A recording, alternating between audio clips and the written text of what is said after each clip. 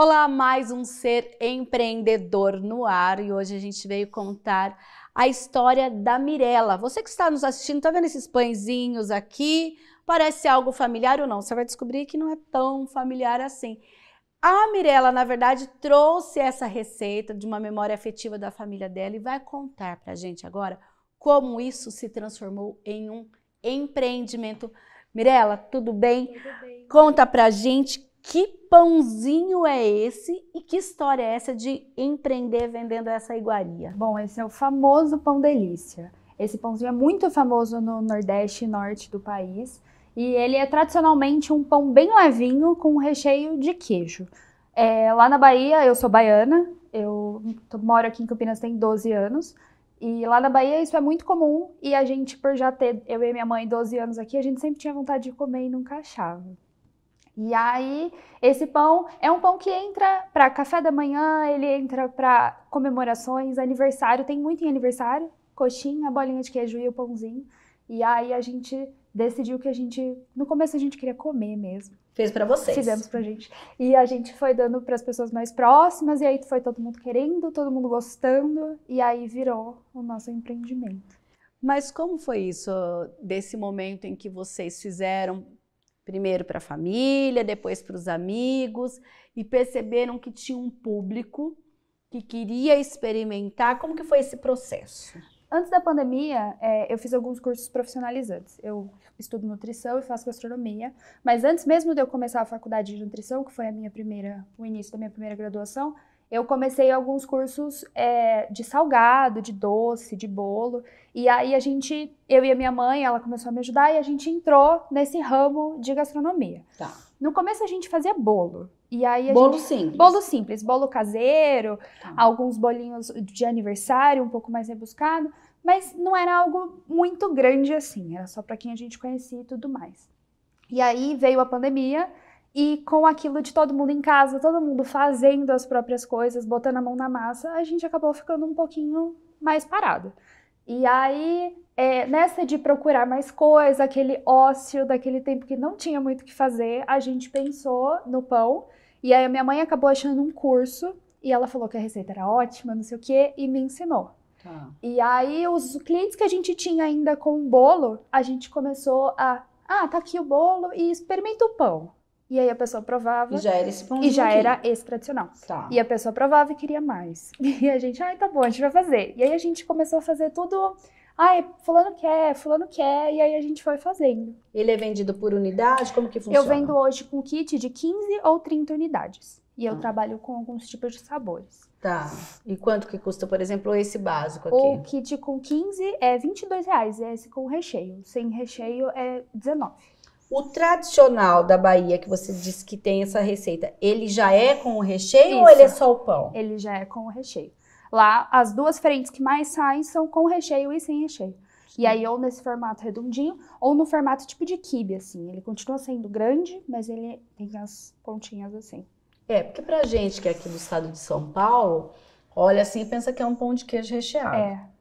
Como que foi, então, mostrar pro cliente que não é isso? Pois nesse começo eu tive que meio dar uma educada, assim, de que não era um pão de queijo e também não era um pão normal, mas que ele era um pão super fofinho e que eu falava que era um pão de nuvem. Eu falava, é um pão tipo nuvem. Ele é super fofinho, ele é super macio e aí ele tem um creme de queijo parmesão e todos têm o queijo em cima. Esses Sim. aqui são os gourmets, então tem queijo do reino, mas o queijo no tradicional é o queijo parmesão. E quando vocês pensaram em formatar, não, vamos fazer isso para vender, você disse que já fazia bolo. Isso. Vocês já tinham uma cozinha preparada para isso ou não? Então, a gente começou no início mesmo em casa, igual todo começo de empreendimento. Inclusive a gente está na Estamos casa em da casa. Mirella, porque ela continua produzindo em casa. Como é Continuo isso? por aqui. No começo dos bolos, a gente fazia tudo na cozinha mesmo, e aí foi vamos testar para ver se vai dar certo. E aí começou para a família, para os amigos, e aí depois começaram a comprar forma, comprar um termômetro de forno, não sei o quê, que a minha mãe falou, olha, vamos organizar um espaço para você. A gente tem um quarto lá no fundo, que não era para isso, antigamente. Cozinha. Virou cozinha. E aí a gente remontou, tirou tudo que a gente usava de lá de dentro, e aí eu tenho aquele espaço hoje só para cozinha. Que é bom, até que eu fico afastada, eu não fico com as minhas caixas e com as minhas coisas aqui dentro, atrapalhando a rotina de todo mundo. Sim, quando você fala dessa rotina, apesar de ter esse ambiente separado, quanto isso foi importante para você? Você saber que, por exemplo, essa cozinha é como se fosse seu escritório, sim, mas ao mesmo tempo você está no aconchego do seu lar. Como é isso para você? Ah, então, eu acho bem importante ela não ser aqui dentro, porque aí eu tenho essa, como eu posso dizer, é mais profissional, porque eu tenho os horários, eu tenho a organização e eu tenho o que fazer, eu tenho a agenda para cumprir, porque a gente trabalha com pronta entrega, então tem horas que o cliente quer pão agora ou então ele quer uma encomenda gigantesca. Sim. Então ter essa separação é muito boa. E tá dentro de casa também, porque eu não tenho que me movimentar e ir para fora e ter esse gasto a mais, e eu também tenho a facilidade de horários também. Sim. Né? Organização desse trabalho, porque empreender, e principalmente dentro de casa, quando a gente conversa, Mirela, com muitos dos empreendedores, a parte mais difícil é justamente separar essa rotina de casa com a rotina do trabalho. Como que você consegue fazer isso? Você tem horário e dia certo para você, por exemplo, produzir os pães, dia certo de entrega, horário certo de compra, como que é isso? Conta para nós. Eu tenho dias certos. De domingo e de segunda eu geralmente não trabalho, e aí é o dia que eu faço a manutenção de estoque e tudo mais. E aí de terça a sábado são os dias que eu realmente estou para as entregas e para as encomendas. Aí a pronta entrega eu tenho geralmente as quartas e as sextas, mas sexta e sábado sempre tenho. Sábado é mais para encomenda, porque geralmente os clientes acabam pedindo um volume maior. Para alguma festa ou então para café da manhã e tudo mais. E essa encomenda, como é a entrega? Então, hoje, devido à demanda, antes eu fazia. Eu separava, fazia uma rota, e aí eu ia de carro, e aí eu ia entregando e me dava um trabalho gigantesco. Engraçado. Porque a mesma pessoa que faz, leva, e eu ficava louca. E aí hoje eu tenho o auxílio de um motoboy, ele trabalha pra mim, então eu falo com ele, mando a rota, e aí ele faz certinho, é ótimo, porque eu não fico preocupada. Você faz Campinas ou faz região também? Faço Campinas e região. Campinas e região. Aí depende do endereço e tudo mais. Tá. No início, amigos, pessoas que foram pedindo. Hoje, quem é o seu público?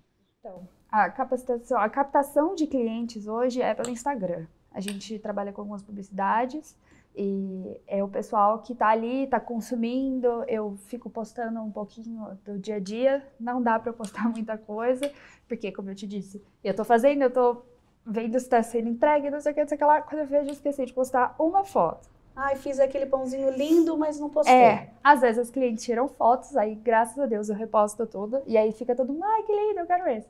E aí, é por aí. O que você acha que você precisa avançar para esse negócio? Primeiro, antes de você até responder, hoje quantos pãezinhos você vende? Hoje eu vendo uma média de 800 pães por semana. Por semana? Por semana. Você já pensou em um planejamento a médio e longo prazo? E aí, como fazer para chegar nesse número? Então, eu acho que o próximo passo agora seria abrir algo físico. O que eu mais ando recebendo hoje é: ah, tudo bem, me manda o cardápio, eu mando. Aí a pessoa, posso ir aí? E aí eu fico tipo, então é só entrega ou retirada. Aí quando o cliente não quer pedir de cara, mas ele quer experimentar, eu tenho essa dificuldade. Aí eu sempre tento dar um jeito. Então, se você quiser vir, hoje tem uma fornada, eu consigo te dar 3 para você poder experimentar. Mas a falta do espaço físico já tá batendo na minha porta. Você acha que o espaço físico hoje, ele vai resolver justamente essa questão da procura espontânea? Eu acho. Eu acho porque é aquilo de fui lá e gostei, ou então encomendei, mas seria legal ir lá tomar um café, por exemplo.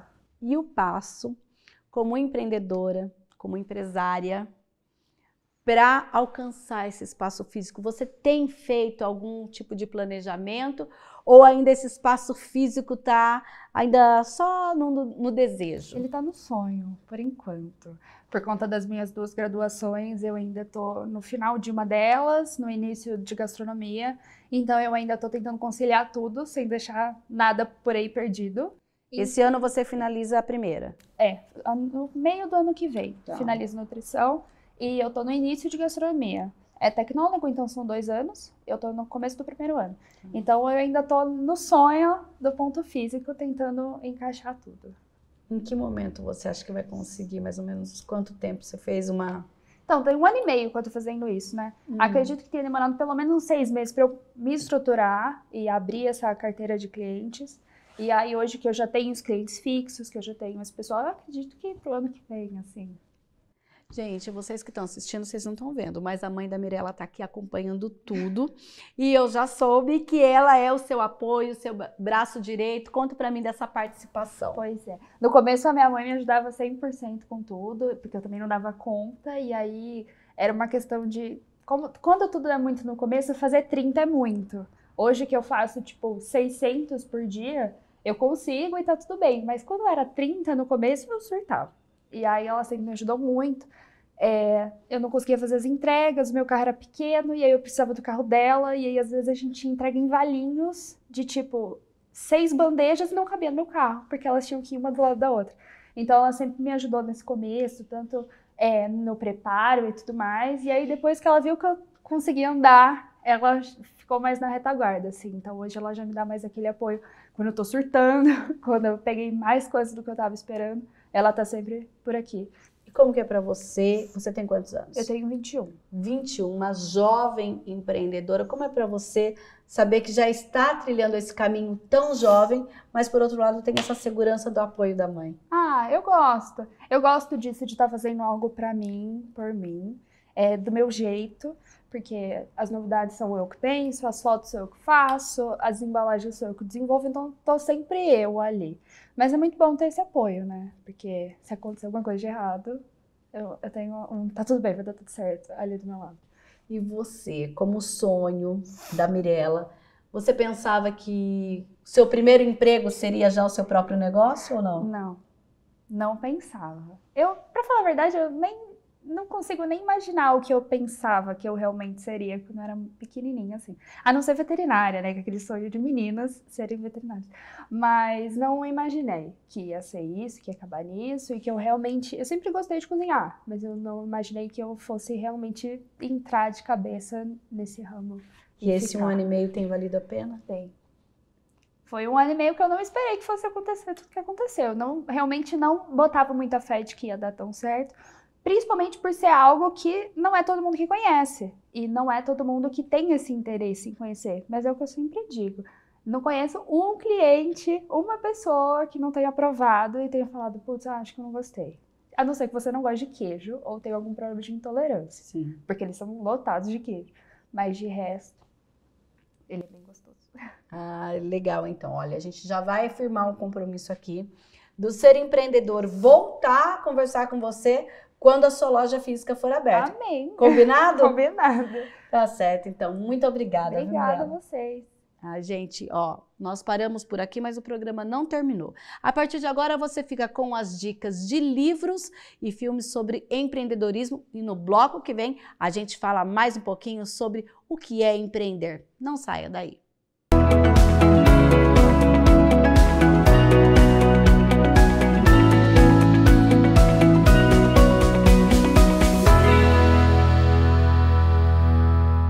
A gente começa as dicas de livros com Empreendedorismo, Gestão Financeira para Micro e Pequenas Empresas. No livro, o autor aborda aspectos do gerenciamento financeiro para micros e pequenas empresas com uma linguagem acessível, onde todos os exemplos foram desenvolvidos em planilhas Excel e podem ser facilmente adaptados para o uso imediato.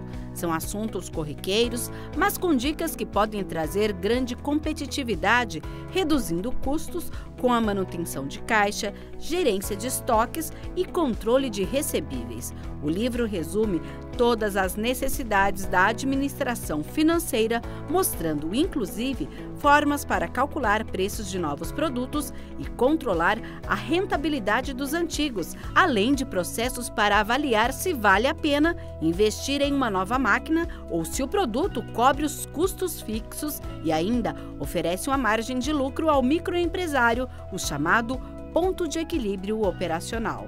Líderes se servem por último, como construir equipes seguras e confiantes. Por que apenas algumas pessoas dizem "adoro meu trabalho"? Parece injusto que encontrar a realização no trabalho seja como ganhar na loteria. que só apenas alguns sortudos consigam se sentir valorizados por suas empresas. Porém, em várias partes do mundo, líderes estão construindo ambientes em que as pessoas sentem que fazem parte.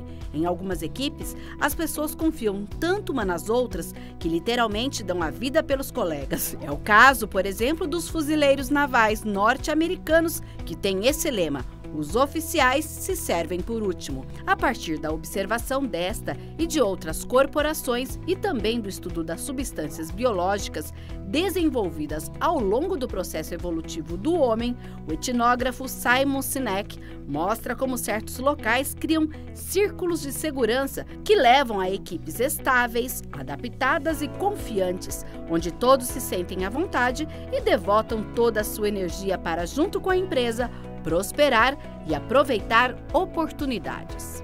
As férias da minha vida. No filme de 2006, após descobrir que tem apenas 6 meses de vida, Georgia Bird deixa seu emprego de vendedora e viaja para Praga, onde se hospeda em um luxuoso hotel. O chefe do restaurante é Didier, com quem se torna amiga e tem ótimas conversas sobre comida. No final, ela vai realizar o seu sonho de se tornar uma chefe de cozinha.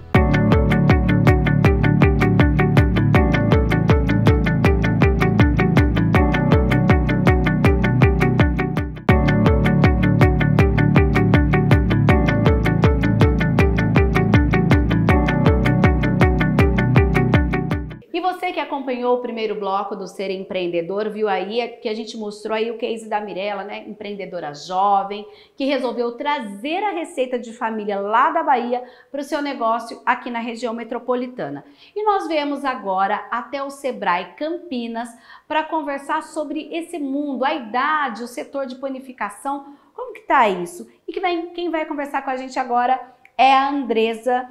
Andresa, fala pra gente sobre essa questão do setor. Olha, eu tenho aqui, inclusive, dados do Instituto de Desenvolvimento de Empresas de Alimentação, apontando que no ano passado o setor já tinha crescido 19,91%.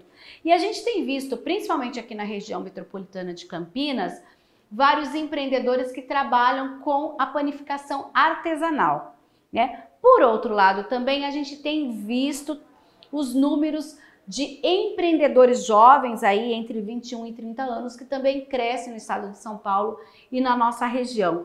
Fala um pouquinho, o que o Sebrae, quando olha para esse setor de panificação, o que o Sebrae ele pode, nesse sentido, pensar numa qualificação, pensar também na formatação desse negócio. A Mirella começou muito discretamente e agora está já com o negócio andando, pensando nessa qualificação. Boa tarde, é um prazer falar com vocês sobre esse assunto que a gente ama, né? Não só os segmentos do mercado que está em tendência, mas o próprio empreendedorismo mesmo muito inicial, que é algo que está super crescente. A gente vai falar aqui de duas super tendências, que é tanto do mercado, né, de panificação, que teve uma evolução significativa nos últimos anos. Isso se deve aí a alguns fatores, apesar dos desafios do segmento. A gente tem aí alguns pontos chaves, inclusive foi um dos alimentos mais consumidos durante a pandemia. A gente teve realmente um consumo muito acima e o tratamento que foi dado no período de pandemia, por exemplo, que foi colocado as panificadoras como um negócio essencial, o que ajudou aquele fluxo ali daquelas panificadoras que já estavam existentes e acaba fortalecendo e deixando como uma oportunidade de mercado para quem quer empreender nesse setor. No caso da Mirella é muito legal e eu me considero ainda nessa faixa, né? Eu sou dessa fase jovem e é legal quando eu faço uma perspectiva da minha fase de ensino médio, das pessoas que estavam ali estudando, né? Buscando uma carreira, o quanto hoje, pouco tempo depois, o empreendedorismo se tornou uma opção de carreira com muito destaque, né? A gente vê cada vez mais os jovens avaliando o empreendedorismo, né, buscando sucesso, e legal também no sentido do impacto que isso tem na sociedade, né, na geração de renda, na geração de emprego, em fazer aquilo que tem, né, abrir aí um leque de possibilidades. Então é muito legal em relação a isso.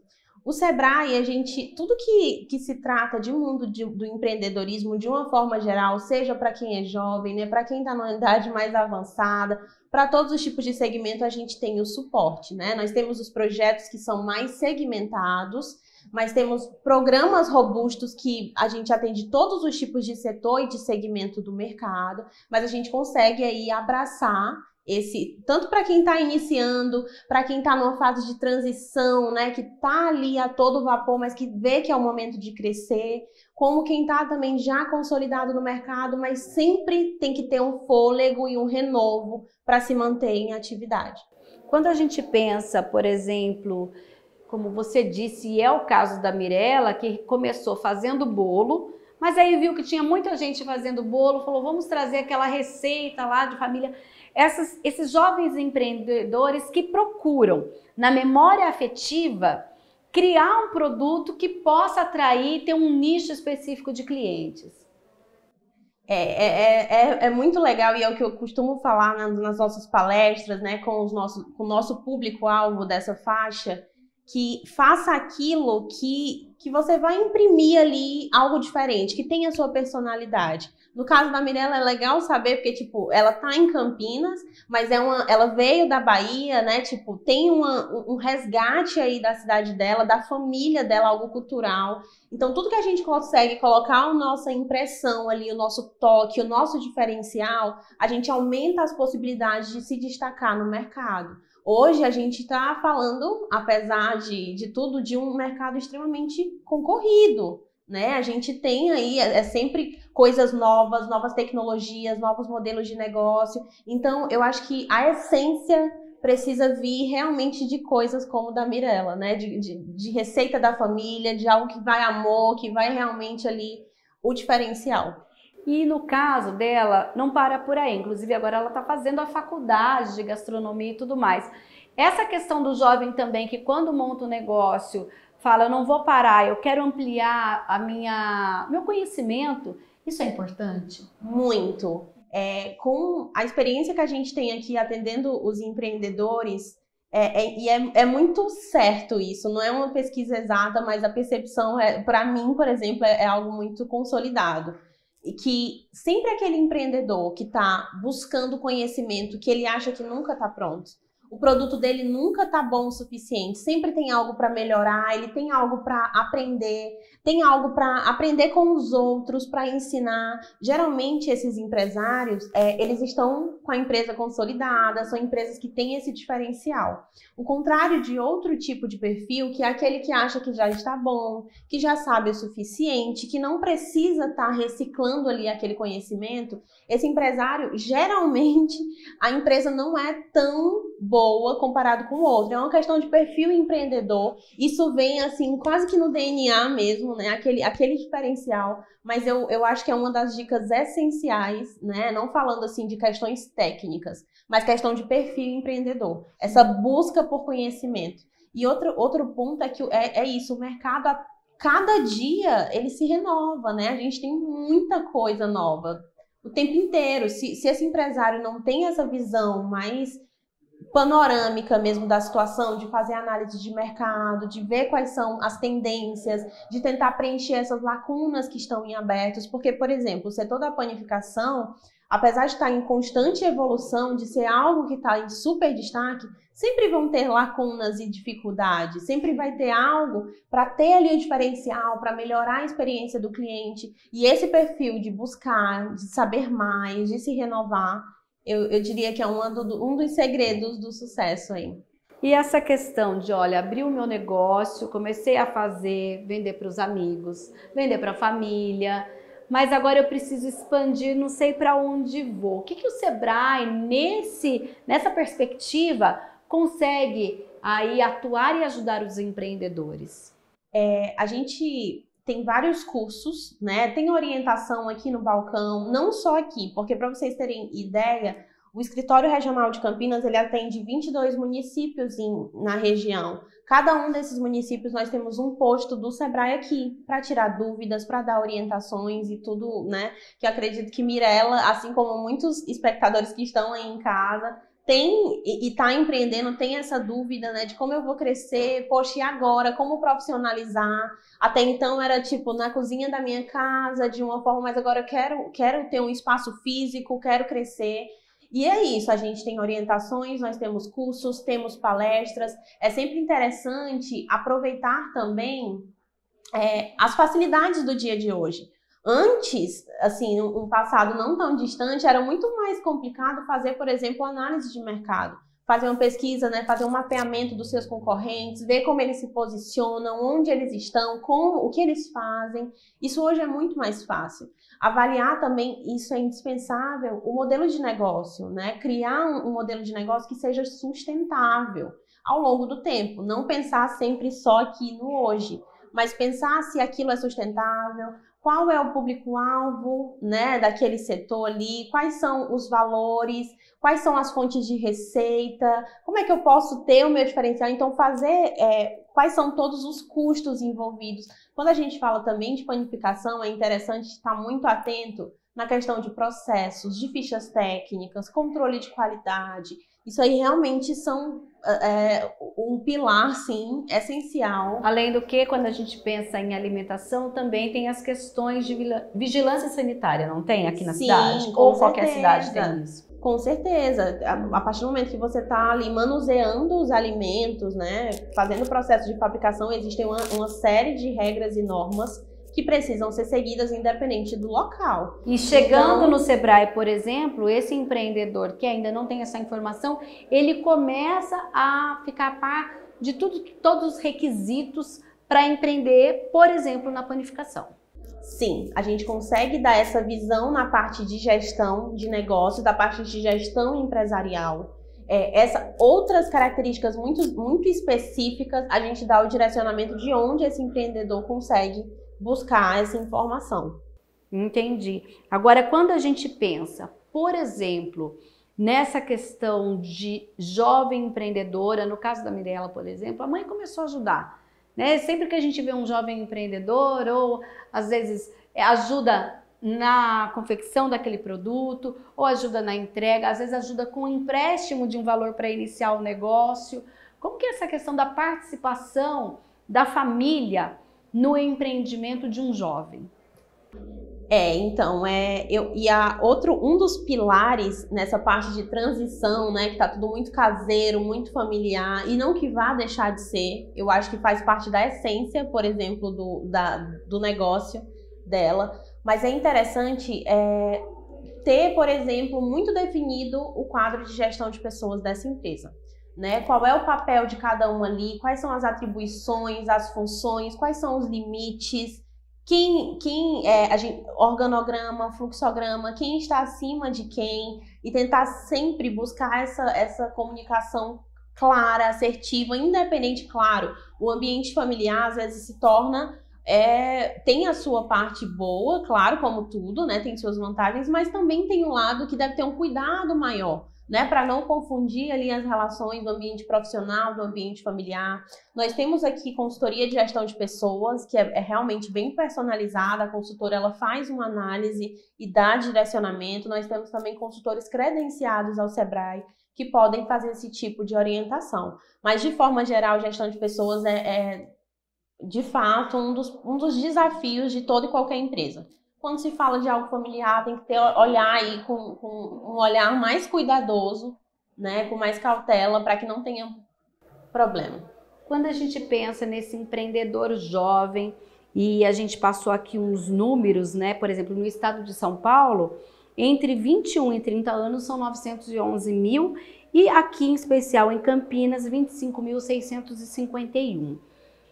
E quando a gente pensa, então, em empreender por necessidade ou oportunidade, o que geralmente acontece com o empreendedor dessa faixa etária? Qual é a situação dele geralmente? Então, varia muito de acordo com o cenário econômico, né? Como o país está passando. Na pandemia, por exemplo, a gente viu muito por necessidade. Sim. Né? Pessoas sendo demitidas, então, poxa, eu preciso aumentar a renda, eu não quero depender, por exemplo, de ser mandado embora, né, trabalhando com carteira assinada. Então, foi um boom por necessidade, é o que tem se assim, mostrado ao longo dos anos. Oportunidade sempre vai ter também, Sim. né? A gente sempre, independente do mercado, as oportunidades elas estão aí para todo mundo que quer arregaçar os braços e ir em frente, mas vai variar, né? Dos últimos anos de necessidade. Mas aí, no caso, esse empreendedor que você mencionou, que começou a empreender na pandemia por necessidade, por questões de desemprego, aumento de renda e tudo mais, agora a gente tá aí, a pandemia já foi decretado o fim. Esse empreendedor, ele conseguiu se consolidar e manter o seu negócio, ou agora ele está novamente à procura de uma vaga no mercado de CLT, outra assim? O que vocês têm percebido desse movimento?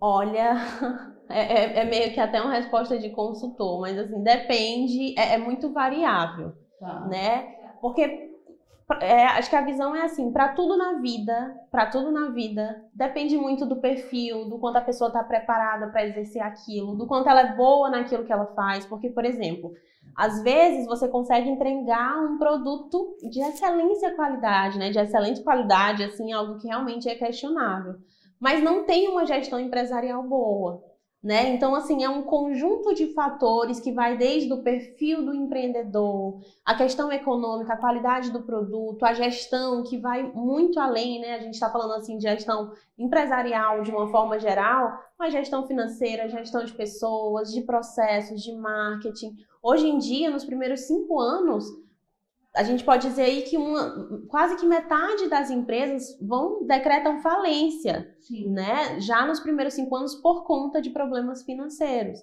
né? Por focar muito em outros pontos e ali a base, a estrutura mesmo da empresa não está bem consolidada. Então, a gente vê de tudo. Mas dá, por exemplo, para mudar a chave, Andresa? A pessoa começou um negócio sem talvez essa consultoria, essa gestão, sem entender dos processos, mas ainda dá tempo de, por exemplo, procurar o Sebrae para fazer esses reajustes? Sempre, eu diria que sempre é tempo. Se tem força de vontade, se tem realmente essa vontade de fazer dar certo, esse brilho no olho, essa vontade de ir além mesmo, porque o trabalho do empreendedor a gente sabe que não é nada fácil, é uma jornada realmente dura, assim, exige força, é uma jornada muitas vezes solitária, e aí o Sebrae está aqui para dar todo o suporte, de braços abertos para atendê-los, mas sempre é possível, sempre é tempo. Lembrando que o Sebrae Campinas atende 22 cidades daqui da nossa região. Qual é o endereço aqui, Andresa? É Rua da Abolição, 881. Tá certo, então. E você pode entrar lá no site do Sebrae, o endereço aparece aí no seu vídeo, e procurar a unidade mais próximo da sua casa ou até do seu negócio. Andresa, muito obrigada, a gente fica por aqui, viu? Obrigada a você, um beijo, tchau, tchau. E o Ser Empreendedor fica por aqui, você pode acompanhar outros programas também lá na playlist no youtube.com/TV Câmara Campinas. Até um próximo programa.